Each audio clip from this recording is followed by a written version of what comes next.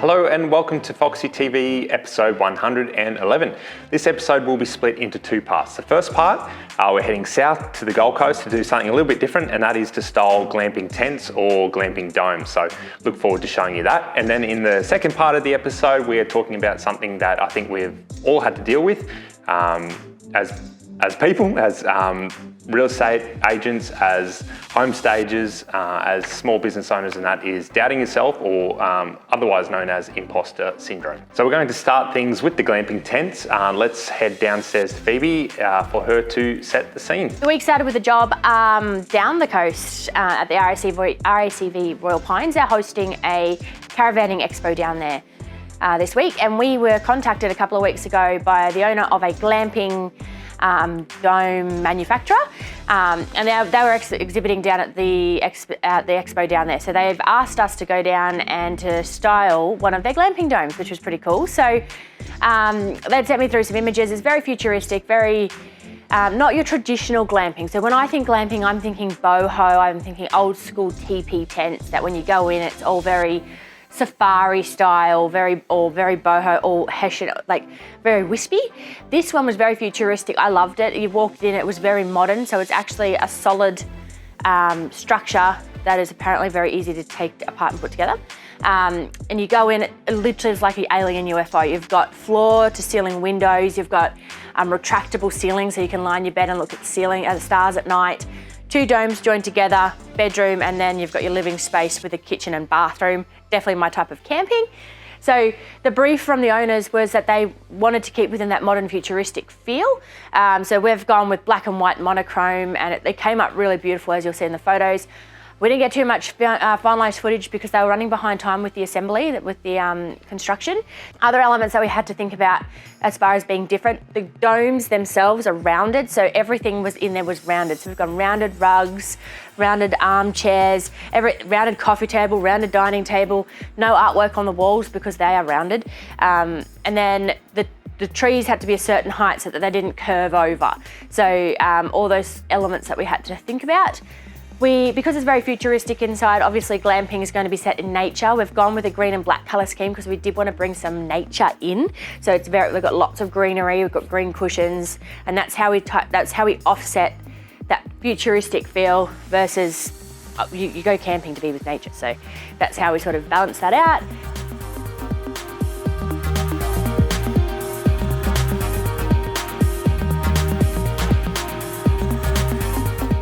I'm going to use my smaller dining table, yes, and then just two chairs, I think, and they're for outside.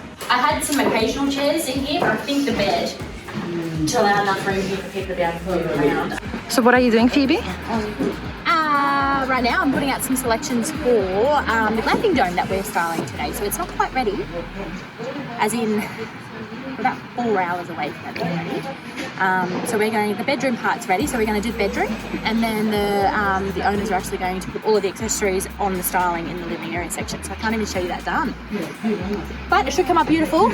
I just need to show them how to do it. Kitchen, that on the coffee table, that on the dining table, that way your sofa, the back of the sofa to this wall, okay. Yeah, floating in the middle, and then your two black chairs will be on like floating in the middle.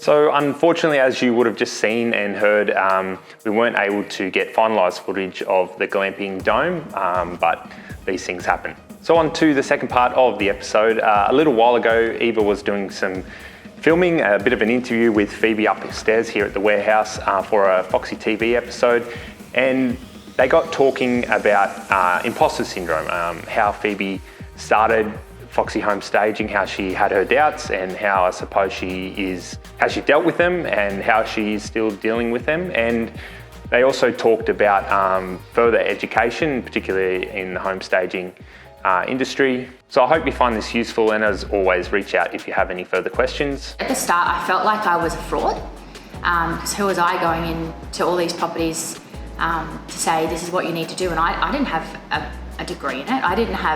I had the background because we'd done developments, but I didn't, who was I to go in there and give the expert advice when I didn't really value myself as the expert? So it's own it. own it and go in. If you can do it, not everybody can do it. So not everyone can go in and see a space. They can visualize how it needs to be laid out. Not everybody can lay it out and actually get the furniture in there and know how to hang the artwork, where to put it, and how to coordinate all the colors and the theme together. So if you can, it makes you the expert. So own it, go in, don't feel like you're a fraud, and don't underestimate your ability. Like, people are looking in jobs where they're spending like $5,000 with me, and that's so much money just to trust that I knew what I was doing. They didn't know what the outcome was going to be. Nobody, like, the agents valued what I was doing, and I was going in talking to these clients, and I didn't have the background or anything, and I'd say, this is what we need to do, spend $5,000. They'd go, okay. And I just, like, there was so much on my, so like, I felt that was not pressure, not stress, but like, I didn't undervalue, I appreciated that trust relationship that put. So I definitely felt like a fraud at the start. And Jake was in my ear saying, you are the expert, present yourself as the expert. And then that's how you gain trust. But I didn't want to present myself as an expert without being able to fulfill that, because that's not fair. So I guess it was that element that I struggled with at the start. We'd done developments, I'd seen styling, like all that. I appreciated the value that it could bring. Like, I did all the color selections for our developments and new builds and everything. I designed small lot homes for us, and that as part of our renovations that were then sold, and subdivisions. Like, I had a background, it just wasn't a formal qualification that I had. My formal qualification was in cancer care. So I guess that's where I struggled. Over time, I have learned what color patterns and trios and combinations, everything like that, what goes best together. But at the start, you generally, you either can or you can't visualize a space. It's not, you can't teach yourself to do it.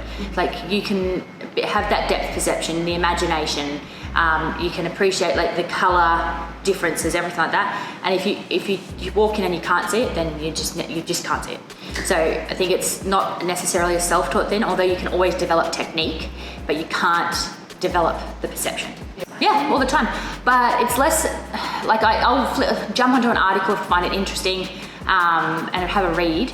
Realestate.com, I read more stuff, market-based stuff, so how the market's performing in, like, things about moving forward, or the bank stuff, or that's what I read.